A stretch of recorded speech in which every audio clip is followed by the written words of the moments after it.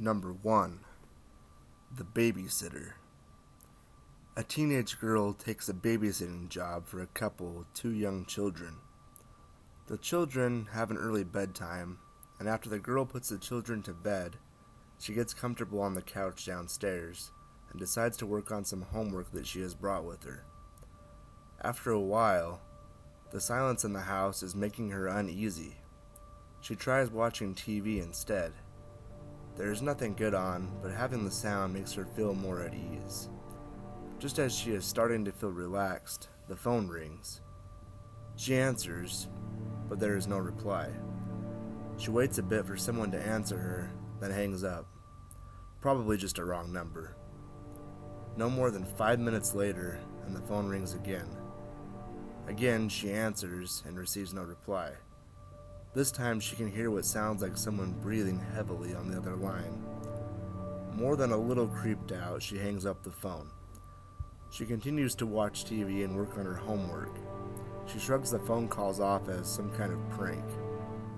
15 minutes pass. She feels herself dozing off as the phone rings yet again, jolting her awake.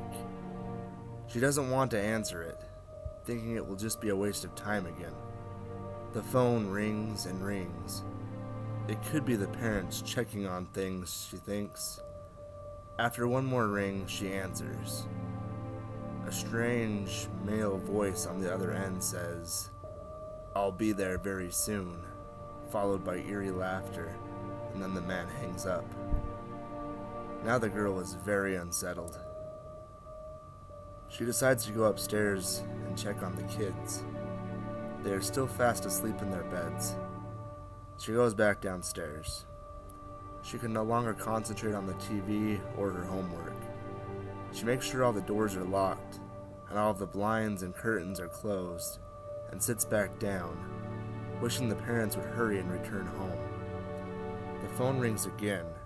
She lets it ring for as long as she can until she finally can't stand the noise anymore, so she answers it. It's the strange man again. "I'm almost there. Don't go anywhere." Laughter again. And then, "Oh, and don't forget to check on those kids upstairs." The girl's blood runs cold. She slams the phone down and cautiously goes upstairs. The kids are still asleep in their beds.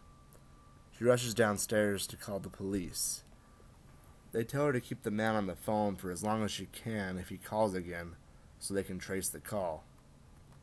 She nervously agrees. It doesn't take long for the phone to ring again. She answers and does her best to keep the man from hanging up. She stalls him by asking questions and trying to get him to reveal who he is and why he keeps calling. The man again says that he is almost there, laughs, and hangs up. Almost immediately the phone rings again. This time it's the police. They inform her that the calls are coming from inside the house, and she needs to get out of the house until they arrive. Not wanting to leave the children, she stays put, frozen with fear. Minutes later, she hears police sirens and opens the door. As the police enter the house, footsteps can be heard coming down the stairs. An insane-looking man is slowly walking towards them, smiling and carrying an axe. He is handcuffed and taken away. When the police search upstairs, they find the kids still safe in their rooms. They find an open window in the bedroom across the hall, where the man had snuck in.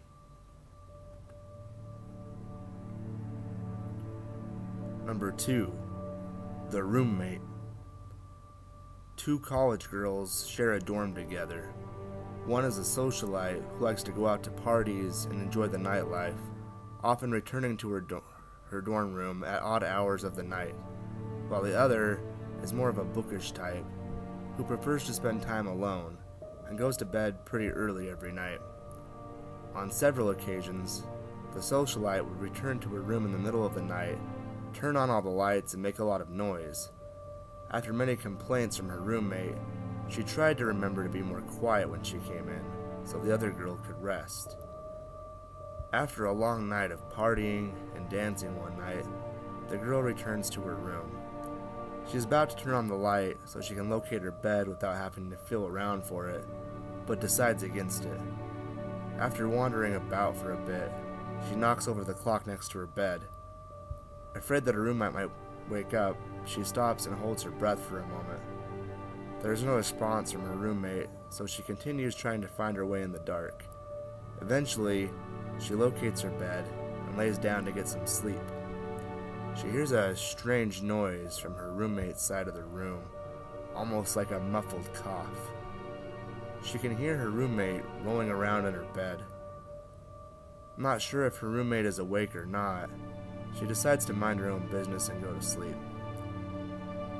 Late the next morning, the girl wakes up to use the bathroom. As she walks past her roommate's bed, she screams.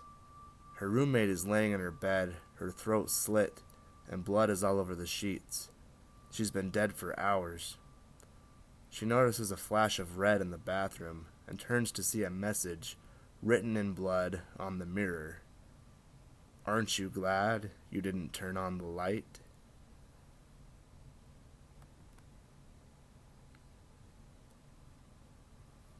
Number 3. The High Beams. A young woman leaves a basketball game at the local high school late in the evening.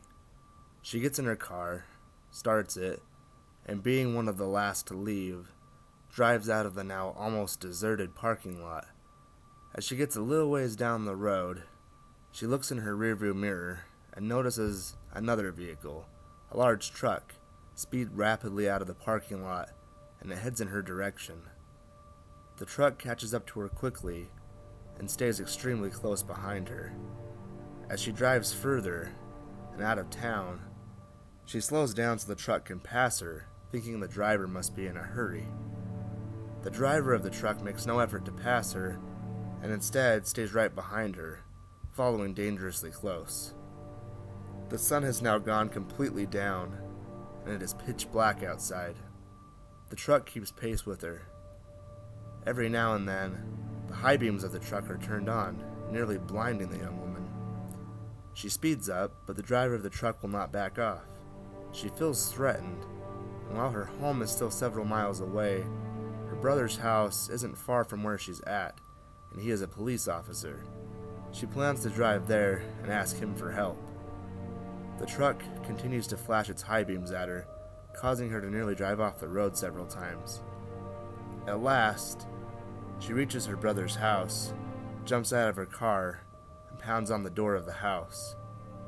Her brother answers, confused. She explains the situation. He runs into his house to grab a gun, as the truck pulls into the driveway behind the woman's car.